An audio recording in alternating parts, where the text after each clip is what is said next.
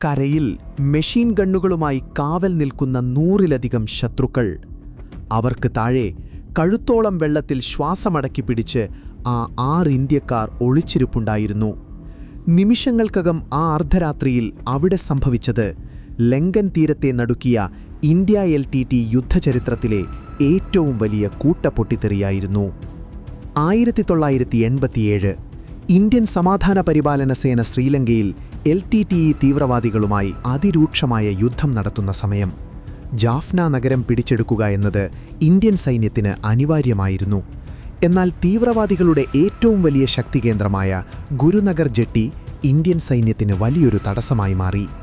അത്യാധുനിക മെഷീൻ ഗണ്ണുകൾ ഘടിപ്പിച്ച 17ഓളം അതിവേഗ ഫൈബർ ഗ്ലാസ് സ്പീഡ് ബോട്ടുകൾ ഉപയോഗിച്ച് അവർ കടലിലൂടെ ആയുധങ്ങളും പോരാളികളെയും നിരന്തരം കടത്തിക്കൊണ്ടിരുന്നു. കരമാർഗം ഈ ജെട്ടി തകർക്കുക അസാധ്യമാണെന്ന് മനസ്സിലാക്കിയ ഇന്ത്യൻ സൈന്യം ചരിത്രത്തിലാദ്യമായി തങ്ങളുടെ ഏറ്റവും പുതിയ അതിമാരകമായ ഒരു രഹസ്യ ആയുധം പുറത്തെടുത്തു. ഇന്ത്യയുടെ സ്വന്തം കമാൻഡോകൾ, ഇന്ത്യൻ മറൈൻ സ്പെഷ്യൽ ഫോഴ്സ്, ലോകമിന്ന് ഭയത്തോടെ നോക്കിക്കാണുന്ന മാർക്കോസിന്റെ ആദ്യ രൂപം. ഒക്ടോബർ 21 അർദ്ധരാത്രി ലഫ്റ്റനന്റ് അരവിന്ദ് സിംഗിന്റെ നേതൃത്വത്തിലുള്ള 6 അംഗ കമാൻഡോ സംഘം ജാഫ്ന കോട്ടയിൽ നിന്ന് പുറപ്പെട്ടു. ലക്ഷ്യം 1.5 കിലോമീറ്റർ അകലെയുള്ള ഗുരുനഗർ ജെട്ടി. കരയിലൂടെ പോയാൽ ശത്രുക്കളുടെ സ്നൈപ്പറുകൾക്കിരയാകും. അതിനാൽ കിലോ കണക്കിന് ഭാരമുള്ള ഡെമോളിഷൻ ചാർജുകളും ആയുധങ്ങളും പുറത്തേറ്റിക്കൊണ്ട് മരവിപ്പിക്കുന്ന തണുപ്പുള്ള ചെളി നിറഞ്ഞ ജാഫ്ന കായലിലൂടെ നീന്തിക്കയറാൻ അവർ തീരുമാനിച്ചു. ചെറിയൊരു ശബ്ദം കേട്ടാൽ പോലും കരയിൽ നിന്ന് ശത്രുക്കളുടെ മെഷീൻ ഗണ്ണുകൾ തുപ്പുന്ന വെടിയുണ്ടകൾ അവരെ ചിന്നിച്ചിതറിക്കും. കഴുത്തോളം വെള്ളത്തിൽ ചെളിയിലും പായലിലും ഇഴഞ്ഞ് ശത്രുക്കളുടെ കാവൽക്കാരുടെ കണ്ണുവെട്ടിച്ച് 1 മൈലിലധികം ദൂരം ആ ഇന്ത്യൻ കമാൻഡോകൾ നിശബ്ദമായി നീന്തി.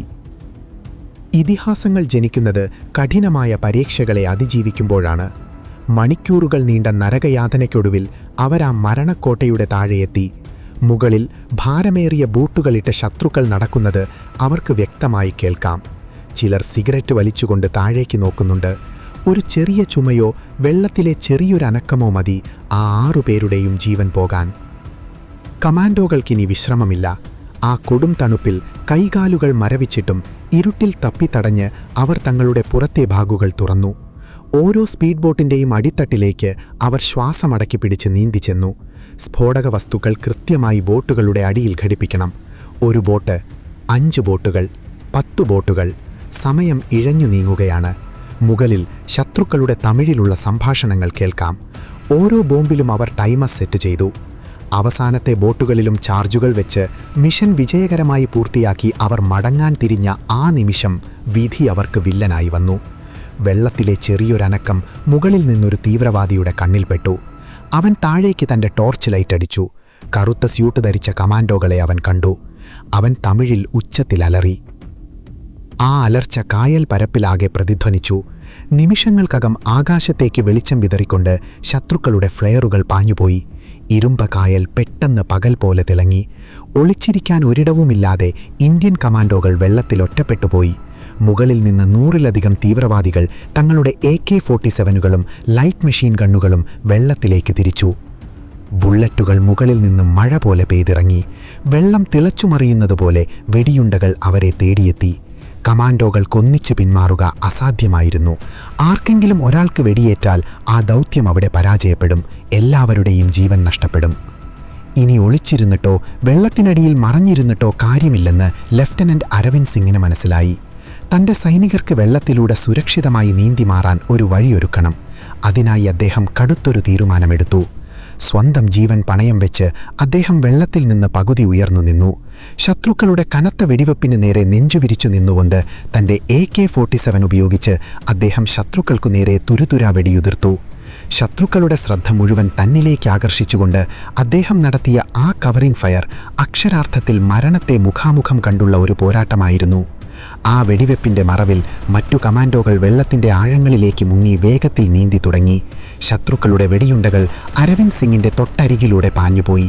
പെട്ടെന്നാണ് കായൽ പരപ്പിനെ പിടിച്ചു കുലുക്കിക്കൊണ്ട് ആ ശബ്ദം മുഴങ്ങിയത്.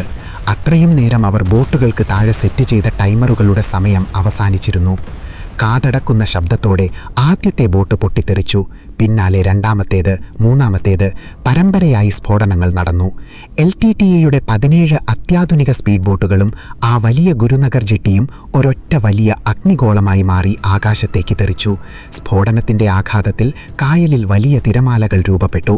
ശത്രുക്കളുടെ അഭിമാനമായിരുന്ന ആ നാവികക്കോട്ട നിമിഷങ്ങൾക്കകം വെറും ചാരമായി മാറി. പിന്നിൽ വലിയ തീഗോളങ്ങളും പുകയും ആകാശത്തേക്കുയരുമ്പോൾ ശത്രുക്കളുടെ കാതടക്കുന്ന വെടിയൊച്ചകളെ പിന്നിലാക്കി ആ 6 കമാൻഡോകളും വീണ്ടും ആ കായലിൻ്റെ ആഴങ്ങളിലൂടെ നീന്താൻ തുടങ്ങി.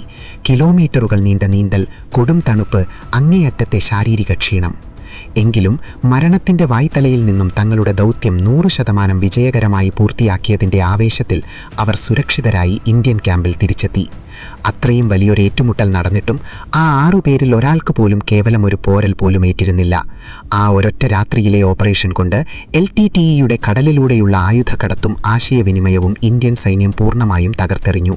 ലങ്കൻ മണ്ണിൽ ഇന്ത്യൻ സൈന്യത്തിന് അത് വലിയൊരു വഴിത്തിരിവായി മാറി. ലോകത്തിലെ ഏറ്റവും മികച്ച സ്പെഷ്യൽ ഫോഴ്സുകളിൽ ഒന്നായ ഇന്ത്യൻ നാവികസേനയുടെ മാർക്കോസ് എന്ന ഇതിഹാസം ജനിച്ചത് ജാഫ്നയിലെ ആ രാത്രിയിലെ ചോരക്കളത്തിലാണ്.